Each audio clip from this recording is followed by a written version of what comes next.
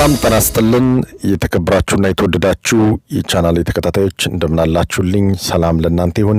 በእያላችሁበት ሰላም ጤና ፍቅር እንድትሆኑ እመኝላችኋለሁ። የተወደዳችሁና የተከበራችሁ የቻናሌ ቤተሰቦች መልካም ዕለተ ሰንበት እንዲሆንላችሁ እመኛለሁ። እነሆ የዕለቱን ሰበር ሜጀር ዜና ይዤ መጥቻለሁ። ትናንት ከመተኛቴ በፊት በለቀኩት ቪዲዮ ኢራን የሆርሙዝ ሰርጥ ነገ ወይም ከነገ በኋላ ትዘጋለች ብዬ ነበር። ያን ቪዲዮ ማዳመጥ ይቻላል። አሁን እንዳልኩት ሆኖ ዛሬ ማታ አድሬ ጠዋት በመነሳበት ሰዓት የኢራን መንግስት የሆርሙዝ ሰርጥን ሙሉ በሙሉ ዘግቻለሁ ብሏል። ይሄ የሆነበት ምክንያት ደግሞ አሜሪካና ኢራን በአሜሪካ ባህር ኃይልና በሆርሙዝ ጉዳይ ላይ መስማማት ባለመቻላቸው እንደሆነ ተነግሯል።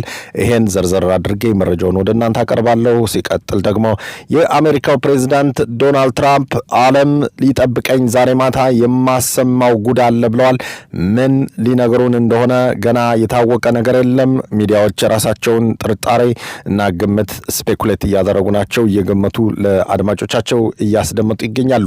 ለመሆኑ የአሜሪካው ፕሬዝዳንት ዶናልድ ትራምፕ ምን ሊሉ ይችላሉ ብዬ የገመትኩትን ነገር ለነገራችሁ ተዘጋጅቻለሁ። የሂዝቦላ ወታደሮች የፈረንሳይን ወታደር በመግደላቸው ፈረንሳይና ሂዝቦላ እርስ በርስ እየተወነጃጀሉ ይገኛሉ። ሌሎችም መረጃዎች አሉኝ። እስከ ዝግጅት ፍጻሜ ድረስ አብራችሁን ቆዩ። መረጃዎችን ቶሎ እንድለቅና አንዳንድ መረጃዎችን እንዳመልጧችሁ በትክክል መረጃዎችን እያመጣው እንዳደርሳችሁ ቪዲዮን ላይክ አድርጋችሁ መጀመራችሁን አትርሱ። ማበረታታታችሁን አትርሱ። እናንተ በምትደሰቱት ልክ ነው እኔ መረጃዎችን ቶሎ መለቀውና ሰላም ብላችሁ ለዓለም ሰላም መመኘታችሁን አትርሱ። በኮሜንት ገና ስትገቡ ሰላም ለዓለም ብላችሁ ተናገሩ። ለምን የሰው ልጅ የፈለገውን ነው የሚያገኘው። ሀብት ከፈለገ ሀብት ያገኛል። ዕውቀት ከፈለገ ዕውቀት ያገኛል። ሰላምን ከፈለገም ሰላምን ብሎ ሰላምን ያገኛልና ሰላምን የምትሹ ቤተሰቦች እስኪ ሰላም እንሻለን የምትሉ ሰላም ብላችሁ ጻፉ። እዚህ ቪዲዮ ገና መጀመሪያና ላይክ አድርጋችሁ ጀምሩት። በተረፈ አንዳንድ ወዳጆቼ ኮሜንት መስጠት አንችልም የሆነ ነገር ሆነናል የሚሉ የተለያዩ ሰዎች አክቹሊ መረጃዎችን እየላኩልኝ ናቸው። አይ ቲንክ ዩቲዩብ ትንሽ ቀና መሰለኝ ቶሎ ብዬ ቻናሌ በአንድ ጊዜ ቡም ሲል የሆነ እኔ ምቀኛ ነገር ነው ቲክቶክ ማን ነው ዩቲዩብ ማለት እና እስኪ ቼክ አድርጌ እነግራችኋለሁ። እና ወደ መረጃው ልለፍ። ምንድነው ትናንት ማታ ከመተኛቴ በፊት በለቀኩላችሁ ዜና መሰረት ነገ ቢያንስ በዚህ ሳምንት ውስጥ የሆርሙዝ ሰርጥ ሊዘጋ ይችላል። አሜሪካና ኢራን በተመሳሳይ ገጽ ላይ አይደሉም። ኢራን የምትፈልገው ሌላ ነገር ነው። አሜሪካ የምትፈልገው ነገር ሌላ ነው። አሜሪካ የምትፈልገው የኢራንን የኒኩለር ሪአክተር አርክ፣ ኢስፋሃን፣ ፎርዶ፣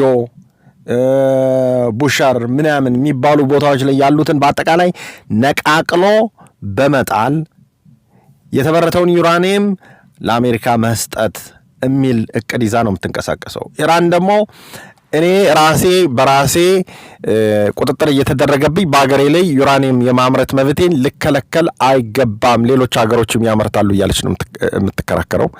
ኢራን የአጋሮች የምትላቸው እነ ሂዝቦላ እነ ሐማስ እነ ምናምንቴ እነ ሁቲ እንዲነኩባቸው አትፈልግም። አሜሪካና እስራኤል እንዲጠፉ ነው የሚፈልገው። እንደውም ጭራሽ በቃ ከዚህ በኋላ አልደርስም፣ እንደዚህ አላግዝም፣ አልረዳም፣ አላሰለጥንም፣ ፋይናንስ አላደርግም ብላ ቃል እንድትገባና እንድትፈርም ውል እንድታስር ነው የሚፈልጉት። ስለዚህ የሁለቱ ሀገራት ፍላጎት የተለያየ ነው። አሜሪካና እስራኤል ኢራን የባሊስቲክ ሚሳይል ማምረት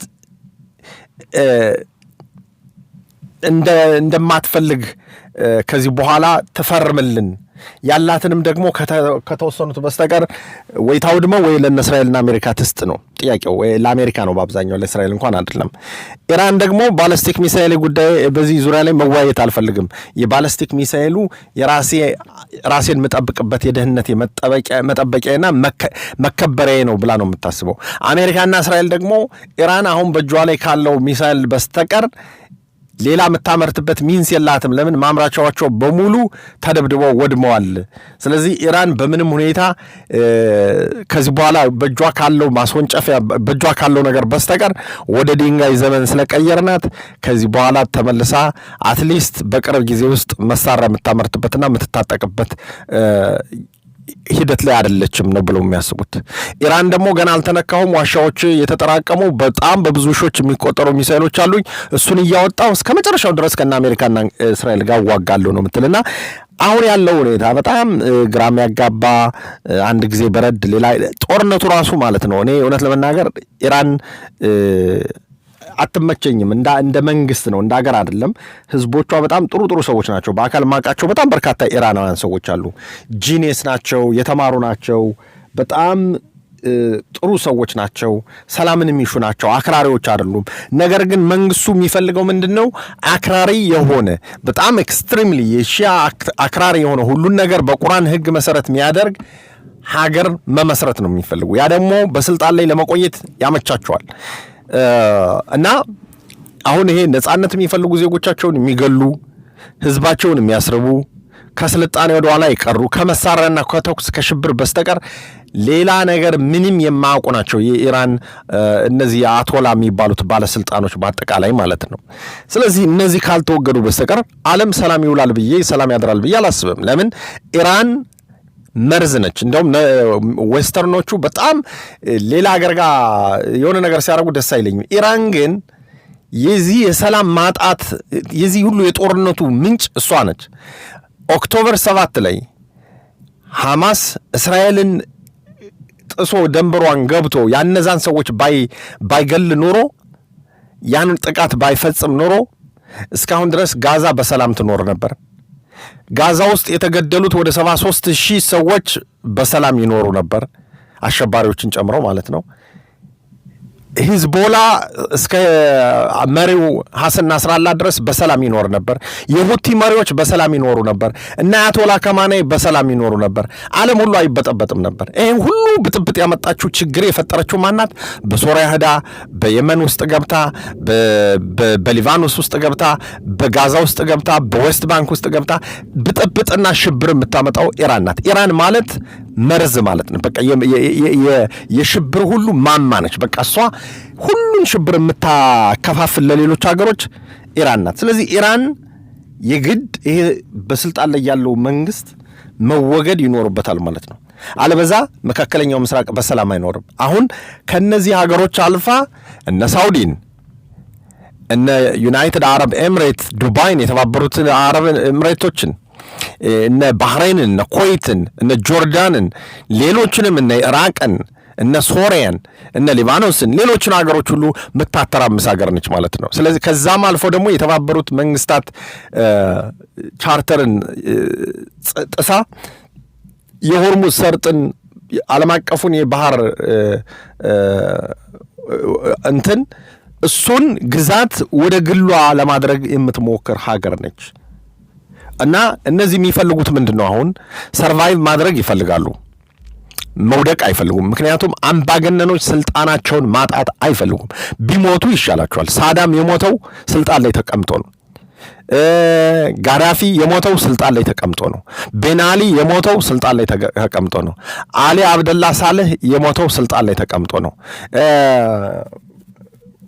በቃ የምናውቃቸው ሰዎች በሙሉ ለመሞት ዝግጁ የሆኑ ሰዎችን ስታይ ዝም ብለን በቃ በዓለም ላይ የራሱ በቃ ስልጣናቸውን ሙጭጭ ብለው የማይለቁ ሰዎች አሉ።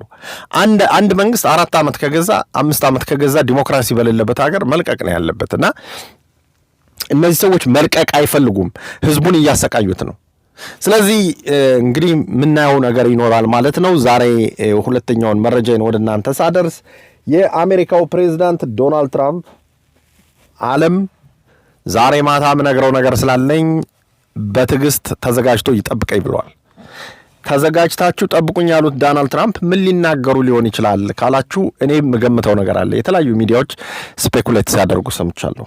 እኔ ማስበው ምንድነው ዛሬ ማታ ላይ ዶናልድ ትራምፕ መጥተው ኢራን የሆርሙዝን ሰርጥ ስለዘጋች መሰረት ልማቷን ልመታ ነኝ ብለው ሊናገሩ ይችላሉ ብዬ ነው ማስበው። እሳቸው ደግሞ በጣም ያስፈራራሉና አንድ ጊዜ ጸጥ ምጭ ምን አድርገው የሆነ ነገር ፍጥምጥም ቢያደርጉልን በጣም ደስታውን አልችለውም። ለምን ኢራን ውስጥ ያሉ ዜጎች ራሳቸው እየተሰቃዩ ነው በእነዚህ በስልጣን ላይ ባሉ አያቶላ አሸባሪዎች ማለት ነው። አያቶላ አሸባሪዎችን ሁሉንም መግደል ይችላሉ። እስራኤልና አሜሪካ ለምን እንዳልጨረሷቸው አይታወቅም። ለድርድር ምን ደራደራቸው ሰዎች እያሉ የሚመርጧቸው ሰዎች አሉና ያገኙትን አመራር ሁሉ መግደላቸውን ቢጨርሱ እስካሁን ድረስ ኢራን ውስጥ ያሉ አሸባሪ መሪዎች በአጠቃላይ ተገለው ነበርና በአሁኑ ሰዓት እንግዲህ ያለው ነገር ይሄን ነው የሚመስለው። የተከበራችሁና የተወደዳችሁ ቻናል የተከታታዮች ዶናልድ ትራምፕ ይሄን ነው ሊሉ የሚችሉት። ዛሬ ማታ የሆነ ጨርሰን ወደ ጦርነት ገብተናል ሊሉን ይችላሉ።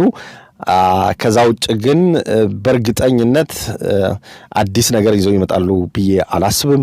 ወደ ጦርነት ተመልሰን መሄዳችን አይቀርም። በሂዝቦላ አንድ ወታደሯ እንደተገደለባት ፈረንሳይ አስታውቃለች። ሶሪያ ውስጥ አሁንም አንዳንድ ችግሮች እዚህና እዛ ይታያሉ። ሰሞኑን በተደጋጋሚ መረጃዎችን እንድለቅላችሁ ወይም ቪዲዮች ሼር፣ ላይክ፣ ኮመንት ማድረጋችሁን አትርሱ። የደወል ምልክቷን ተጫኑ። አዳዲስ መረጃዎችን በመለቅበት ጊዜ ፈጥነው ለእናንተ እንዲደርሱ አድርጉ። በጣም አመሰግናለሁ። መልካም ሰንበት።